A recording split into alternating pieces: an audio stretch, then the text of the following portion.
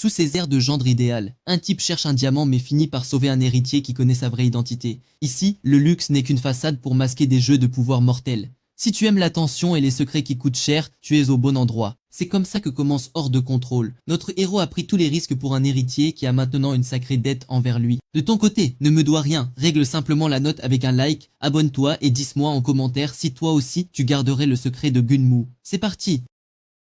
À peine entré dans la chambre, le type aux cheveux blancs a l'air sur le point de s'effondrer. Notre héros le traîne comme il peut, marmonnant des jurons entre ses dents parce que le mec pèse une tonne. L'autre transpire comme un bœuf et devient agressif dès qu'on lui parle d'hosto, ça se voit à des kilomètres qu'il a un truc à cacher. Le gamin veut juste lui filer un verre de flotte et se casser, mais l'autre s'est réveillé avec la ferme intention de lui compliquer la vie. D'un coup sec que personne n'a vu venir, le blond platine lui chope le bras et l'envoie valser sur le lit en un mouvement. Il se retrouve coincé là face à lui.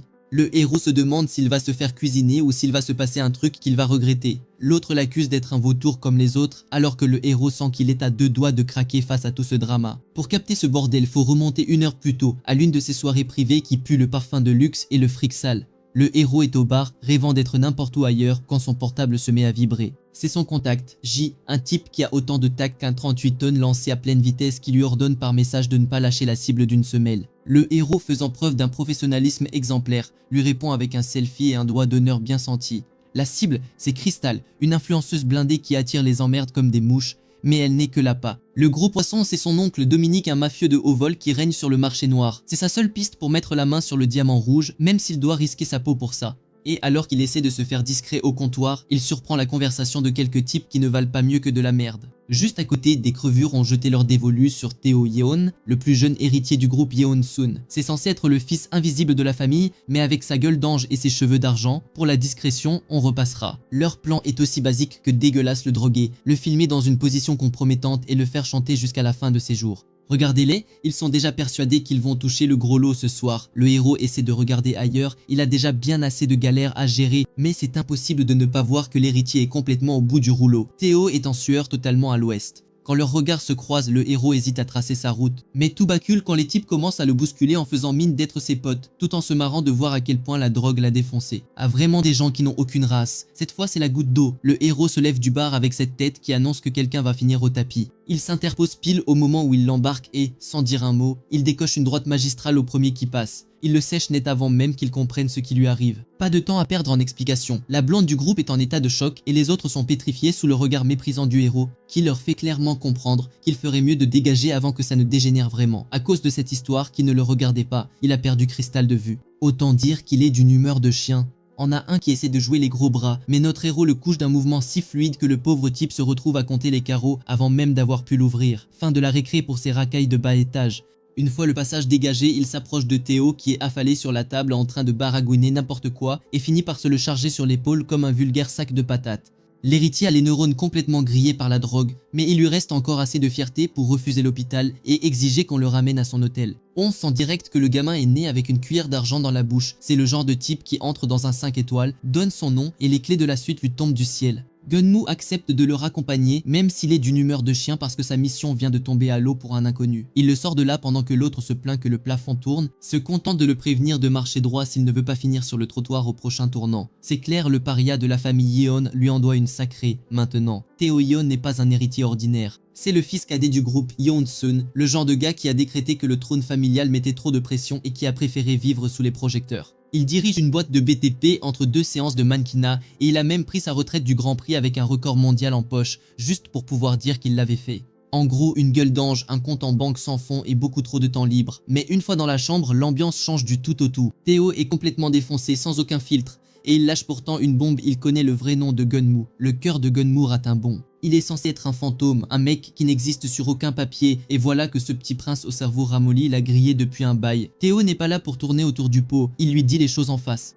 Il sait parfaitement ce qu'il veut et lui lance un ultimatum, soit Gunmu se met au diapason, soit il a carte blanche pour le mettre KO sur le champ. Comme vous pouvez l'imaginer, il n'a pas eu besoin de ces points, même s'il l'a quand même laissé sur le carreau pour des raisons bien plus intéressantes. Au lever du soleil, Gunmu fume sur le balcon en essayant de digérer ce désastre. Il a passé 1 an et demi infiltré chez les pires ordures du milieu et il n'aurait jamais imaginé que son plus grand danger serait un ivrogne avec une tête de top modèle. Il observe le gamin qui dort et doit bien admettre que l'héritier garde la classe même quand il ne sait plus sur quelle planète il habite. Ce qu'il ne pige pas, c'est le comment Gunmu a tout fait pour être l'homme le plus invisible du monde et pourtant ce mec a gravé son nom dans sa mémoire. Il reste là, assis, sentant la douleur irradier dans tout son corps en écrasant clope sur clope. Gunmu a l'impression d'être passé sous un train entre l'état de l'autre et une énergie qui semblait inépuisable. Il a fini physiquement lessivé. Ce type est une menace, il te dépouille de ton identité secrète et te laisse sans souffle en une seule nuit. Le tout avec le même calme que s'il signait un chèque. Maintenant, Gunmu ne pense qu'à une chose, comment justifier cet incident auprès de son contact avant de quitter la ville demain. Avec un peu de chance, ça restera une erreur d'une nuit et rien de plus. Enfin, c'est ce qu'il essaie de croire. L'aube se lève sur la suite et l'héritier prend tout son temps comme s'il n'y avait pas un homme au bord de la crise de nerfs assis dans son fauteuil. Le voilà qui se prépare un café en peignoir, profitant de l'occasion pour exhiber son physique devant l'objectif, tandis que Gunmu l'attend de pied ferme, et il est d'une humeur de chien. Même si le gamin l'a réveillé en sursaut par pure curiosité, le type aux cheveux blancs se déplace avec la nonchalance de celui qui n'a jamais eu à pointer de sa vie.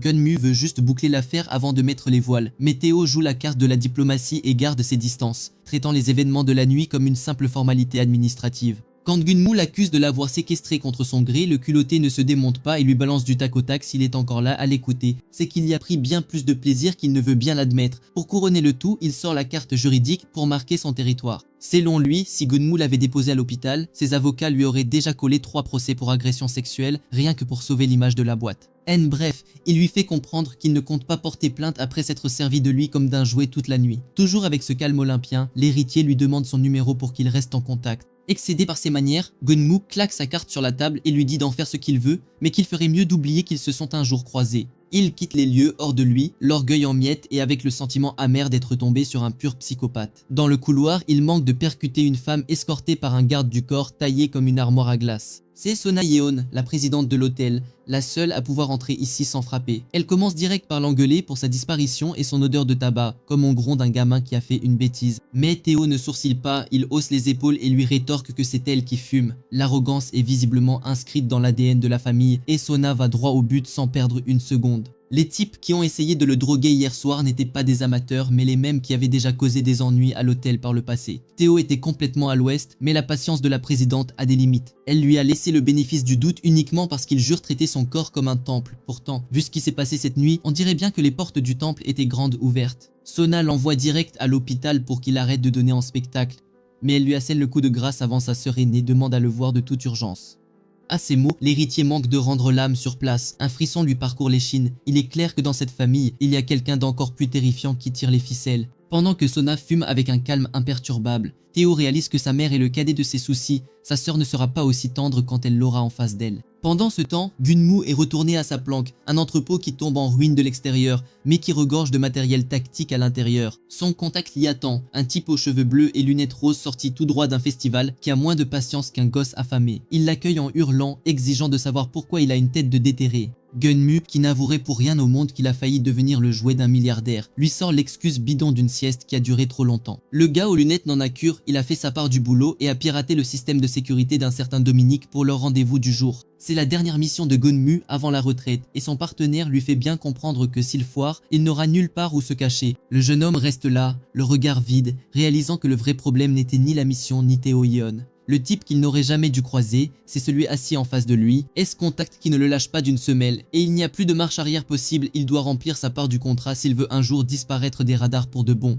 Le hacker aux lunettes roses le remet à sa place et lui rappelle que toute l'opération repose sur ses épaules. Gunmu est une pile électrique, ressassant ses échecs et se souvenant du jour où son soi-disant ami l'a vendu pour 3 francs 6 sous. C'est clair qu'il a un don pour s'entourer des mauvaises personnes, mais son associé a perdu patience et lui balance un coup de pied pour qu'il se réveille enfin. Ils n'ont qu'une heure devant eux et il doit se concentrer sur l'essentiel. Le plan est un grand classique, se déguiser en électricien et entrer par la grande porte. La cible est en voyage et n'a laissé qu'un seul garde pour surveiller l'immeuble, autant dire qu'on leur a servi le job sur un plateau d'argent. Hilt déboule en vanne et passe l'entrée avec un culot monstre. Le garde ne sourcille même pas. Une fois en position, le gars aux lunettes roses ouvre le boîtier électrique et coupe le jus dans tout l'immeuble. C'est le signal. Gunmu est déjà sur le toit, en train de fixer son câble pour la descente. Il se jette dans le vide et atterrit sans le moindre bruit, pendant que le garde panique et tente de joindre le patron pour signaler la panne de courant. Le pauvre type ne se doute pas une seconde que le vrai problème vient de s'introduire par la fenêtre. Gunmu surgit derrière lui assène un coup sec sur la nuque et le laisse affaler dans un coin comme un vieux meuble encombrant. Tout en sirotant son jus, le binoclard surveille la situation depuis l'ombre. Il trouve ça louche que la sécurité soit aussi légère pour un tel trésor à son avis. Dominique n'est pas une flèche et le vrai coffre-fort doit être planqué ailleurs. Le type aux cheveux bleus ne supporte plus que Gunmu n'en fasse qu'à sa tête au lieu de suivre le plan à la lettre. C'est décidé après ce coup-là, son associé doit disparaître. Il compte s'en débarrasser dès ce soir pour ne pas avoir à partager le butin. Alors il écrase sa brique de jus et se remet au boulot. En ouvrant le coffre, Gunmu tombe sur une surprise de taille, un sac rempli de diamants roses. Le gars aux lunettes roses manque de s'étouffer avec sa paille en apprenant la nouvelle et lui ordonne de tout vider et de déguerpir au plus vite. En fouillant parmi les liasses de billets, le gamin déniche une arme et décide de l'embarquer. On n'est jamais trop prudent si jamais ça tourne au vinaigre. Mais le calme est de courte durée. Le radar se met à biper pour signaler que la bagnole de Dominique vient de se garer. Là, tout part en vrille en une seconde. Dès que les gardes tombent sur leurs collègues ligotés, c'est le chaos total. Gunmu vérifie qu'il est prêt à sauter par la fenêtre, mais pile à ce moment-là, Dominique défonce la porte comme s'il ne savait pas se servir d'une poignée. Il débarque avec une bande de gorilles tout droit sortis d'un film de mafia de seconde zone. Dominique arrive juste à temps pour voir le gamin sur le point de filer et se fige en réalisant qu'il est braqué. Les hommes de main paniquent, mais au lieu de tirer, le petit utilise son flingue pour lui fracasser le visage d'un coup de crosse magistral. Le craquement d'os est net et sa cloison nasale est bonne pour la chirurgie esthétique. Pendant que les autres gueulent comme si c'était la fin du monde, Gunmu profite du boucan pour s'évaporer dans la nuit. Il n'a pas le cœur à fêter ça, il sait qu'il a merdé et qu'il a maintenant toute une mafia aux trousses. Son plan de retraite vient de tomber à l'eau. Quelle fin de malade! Le héros lui a littéralement satellisé le pif en une seule patate. Si Dominique s'est retrouvé défiguré parce qu'il sait pas se servir d'une poignée de porte, faites pas les timides et explosez-moi ce bouton like avec la même puissance. Abonnez-vous pour voir comment finit tout ce bordel et dites-moi en commentaire quel autre manhwa vous voulez que je vous raconte par ici. Allez, à la prochaine!